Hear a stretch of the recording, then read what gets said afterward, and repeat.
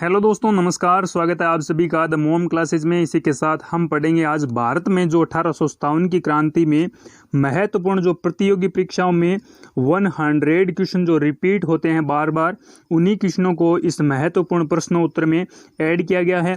Part first में हम 50 प्रश्नों पर अध्ययन करेंगे। वीडियो के साथ बने रहिए और अगर वीडियो आपको पसंद आए तो अपने दोस्तों के साथ ज़रूर शेयर करें।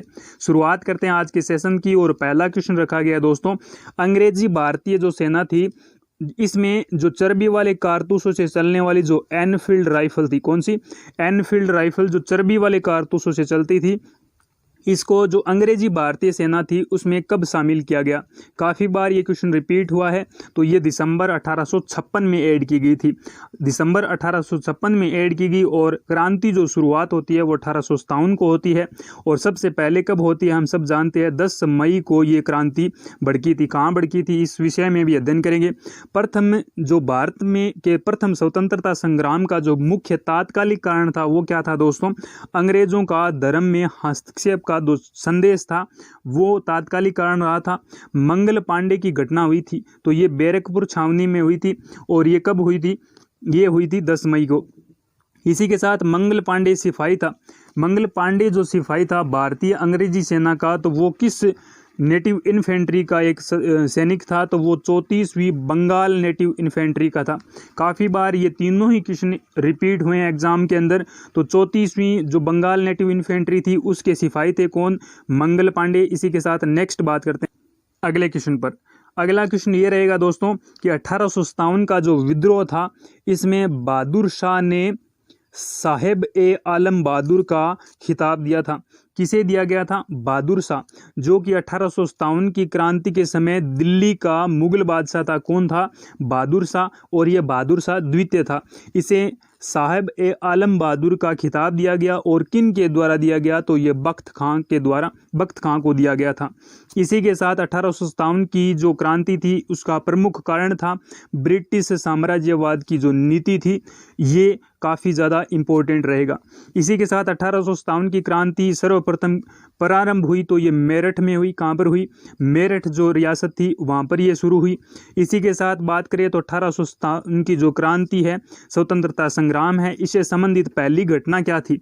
तो इसमें पहली घटना थी सैनिकों का दिल्ली के लाल किले पर पहुंचना। ये पहली घटना थी कब? 1857 की क्रांति की। और ये वही क्वेश्चन है दोस्तों जो बार बार एग्जाम के अंदर रिपीट होते रहते हैं। इसी के साथ बात करें तो 1857 का जो स्वाधीनता संग्राम था उसका प्रतीक चिन्ह क्या था? तो कमल और रोटी इस संग्राम का, इस स्वाधीनता संग्राम का प्रतीक चिन्ह था। 1857 के जो संग्राम हुआ था इसमें झांसी, मेरठ, दिल्ली तथा कानपुर केंद्रों में से सबसे पहले अंग्रेजों ने पुनः अधिकृत किया था। तो दिल्ली को सबसे पहले पुनः अधिकृत किया था, ये भी रिपीट हुआ है। इसी के साथ 1857 की स्वाधीनता संग्राम की वीरांगना जिसे कहा जाता है महारानी लक्ष्मीबाई, इनका जन्म स्थली थी, तो इनकी जन्म जो स्थली थी ये वाराणसी थी। और वाराणसी कहाँ पड़ता है दोस्तों? ये पड़ता है उत्तर प्रदेश के अंदर।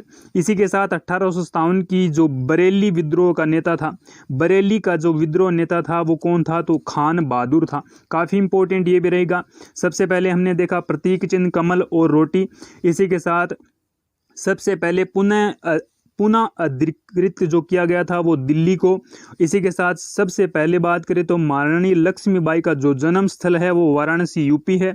1857 बरेली का विद्रोह नेता था तो खान बहादुर। ये तीनों चारों जो क्वेश्चन है, ये जो टॉप 100 क्वेश्चन है, ये बार बार रिपीट होने वाले क्वेश्चन है दोस्तों। महारानी लक्ष्मीबाई की समाधि स्थित है तो ये ग्वालियर के अंदर है। कहाँ पर है? ग्वालियर के अंदर। और ग्वालियर कहाँ पड़ता है दोस्तों? एमपी के अंदर। नेक्स्ट बात करें तो रानी लक्ष्मीबाई को अंतिम युद्ध का सामना करना पड़ा था, तो वो व्यक्ति कौन था? तो वो ह्यूरोज था। अंग्रेजी अधिकारी कौन था? ह्यूरोज के साथ अंतिम युद्ध लड़ा था किसने? रानी लक्ष्मीबाई ने। इसी के साथ 1857 का विद्रोह लखनऊ में जिसके नेतृत्व में आगे बढ़ा। अब बात करें लखनऊ के, बरेली का हमने देखा, तो अब बात करते हैं लखनऊ।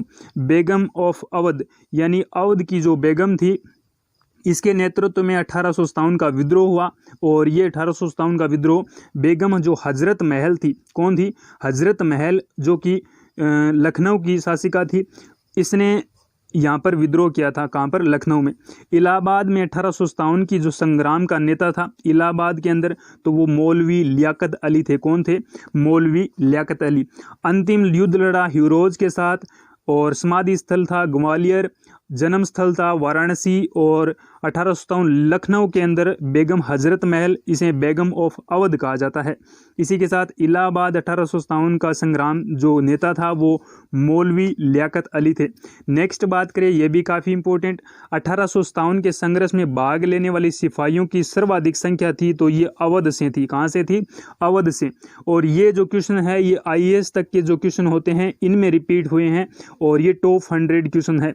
इसी के साथ नेक्स्ट बात करें तो नाना साहब कमांडर इन चीफ था, तो ये था तात्या टोपे। कौन थे? तात्या टोपे। अजीमुल्ला खां सलाहकार थे, किसके थे? नाना साहब के। अजीमुल्ला खां किसके सलाहकार थे? नाना साहब के। काफ़ी इंपॉर्टेंट। 1857 के विद्रोह के संदर्भ में नाना साहब, कंवर सिंह, खान बहादुर खान, तात्या टोपे में से वह जिसने मित्र ने धोखा दिया तथा अंग्रेजों द्वारा बंदी बनाकर मार दिया गया, तो ये कौन थे? ये तात्या टोपे। तात्या टोपे के मित्र के द्वारा इनको धोखा दिया गया और धोखे से इनको पकड़ा गया और फिर बंदी बनाकर अंग्रेजों द्वारा मार दिया गया। नेक्स्ट बात करते हैं अगले क्वेश्चन पर, और ये भी काफ़ी इंपॉर्टेंट। 1857 की क्रांतिकारियों में वह जिसका वास्तविक नाम रामचंद्र पांडुरंग था। रामचंद्र पांडुरंग है, ये तात्या टोपे का नाम था। किनका नाम था? तात्या टोपे का। काफ़ी इंपॉर्टेंट। कुंवर सिंह की बात करें तो 1857 का विद्रोह हुआ था, उसमें प्रमुख नायक कौन थे? तो प्रमुख नायक की बात करें तो ये बिहार के शासक थे। कौन? कुंवर सिंह। काफ़ी इंपॉर्टेंट। पटना के 1857 के संग्राम में जो नियुक्त व्यक्ति थे पटना के अंदर, वो थे राजपूत कुंवर सिंह। ये पटना कहाँ पड़ती है? बिहार। बिहार की राजधानी है वर्तमान पटना, और जो पटना के जो शासक थे वो राजपूत कुंवर सिंह थे। असम में 1857 की क्रांति के नेता कौन थे? तो दीवान मनीराम दत्त थे। असम में कौन पूछा जाए तो वो थे मनीराम दत्त। काफ़ी इंपॉर्टेंट। हमने देखा रामचंद्र पांडुरंग तात्या टोपे को कहा जाता था, इनके बचपन का नाम था ये। और इसी के साथ कुंवर सिंह कहाँ के संबंध रखते थे? ये बिहार से संबंध रखते थे, और बिहार में इनका शासन कहाँ था? पटना के अंदर। असम की बात करें तो दीवान मनीराम दत्त थे। नेक्स्ट बात करते हैं अगले क्वेश्चन पर। अगला क्वेश्चन ये भी काफ़ी इंपॉर्टेंट। 1857 के विद्रोह का बिहार में 15 जुलाई 1857 से 20 जनवरी 1858 तक केंद्र था, तो वो जगदीशपुर था। काफ़ी इंपॉर्टेंट। जगदीशपुर जो पड़ता है बिहार के अंदर, ये 15 जुलाई 1857 से 20 जनवरी 1858 तक का केंद्र रहा था। जगदीशपुर का वह व्यक्ति जिसने 1857 ईस्वी के विप्लव में क्रांतिकारियों का नेतृत्व किया, तो हम सब जानते हैं वो कौन थे? कुंवर सिंह। काफ़ी इंपॉर्टेंट है कुंवर सिंह 1857 की क्रांति से। जगदीशपुर के राजा कौन थे? तो ये भी कुंवर सिंह थे। 1857 ईस्वी की क्रांति में अंग्रेजों व जोधपुर के संयुक्त सेना को पराजित किया। बात करें 1857 की क्रांति में अंग्रेजों व जोधपुर की संयुक्त सेना को पराजित किया, तो ये थे आउवा के ठाकुर कुशाल सिंह। आउवा के कुशाल सिंह, जो ठाकुर कुशाल सिंह थे, इनके द्वारा जो अंग्रेजों और जोधपुर की जो संयुक्त सेना थी उनको पराजित किया गया। ये भी काफ़ी इंपॉर्टेंट। नेक्स्ट बात करते हैं अजमेर, जयपुर, नीमच तथा आउवा में राजस्थान में 1857 की क्रांति का केंद्र था, तो ये जयपुर था। अगर इन चारों में पूछा जाए तो मुख्य केंद्र कौन था? तो वो जयपुर था। चंद्रशेखर आज़ाद, राम प्रसाद बिस्मिल, सादत खान, माखनलाल चतुर्वेदी ने 1857 में जो अंग्रेजी संघर्ष किया, तो उसमें जो व्यक्ति कौन थे? तो वो सादत खान थे। ये जो मल्टीपल चॉइस क्वेश्चन पूछे जाते हैं दोस्तों, कुछ इस प्रकार से पूछे जाते हैं, और ये वही क्वेश्चन है जो विभिन्न परीक्षाओं में बार बार रिपीट होते रहते हैं। मौलवी अहमदुल्ला ओसाय और मौलवी इदादुल्ला, मौलाना फजेल हक खैराबादी और नवाब लियाकत अली में से 1857 के जो विद्रोह में अंग्रेज़ों का सबसे कट्टर दुश्मन था, तो जो मौलवी अहमदुल्ला साहब थे, ये कट्टर दुश्मन थे किनके? अंग्रेज़ों के। 1857 के विद्रोह को देखने वाले उर्दू कवि कौन थे? तो ये काफ़ी इंपॉर्टेंट, याद रखना दोस्तों, कई बार रिपीट होता है ये। तो वो थे मिर्ज़ा गालिब। कौन थे? मिर्ज़ा गालिब। एक उर्दू कवि थे जिन्होंने 1857 का विद्रोह देखा था। इसी के साथ नेक्स्ट बात करते हैं अगले क्वेश्चन पर, काफ़ी इंपॉर्टेंट। सुप्रसिद्ध उर्दू शायर मिर्ज़ा गालिब का मूल निवास था, तो ये आगरा के निवासी थे। कहाँ के? आगरा के। आज़ादी की पहली लड़ाई 1857 में भाग नहीं लिया था, तो ये भगत सिंह ने। किसने भाग नहीं लिया था? भगत सिंह ने। इसमें कई ऑप्शन, 4 ऑप्शन दिए गए थे जिसमें भगत सिंह का नाम ऐड किया गया था, जो कि 1857 की क्रांति से संबंधित नहीं थे। नेक्स्ट बात करें तो काफी इंपॉर्टेंट,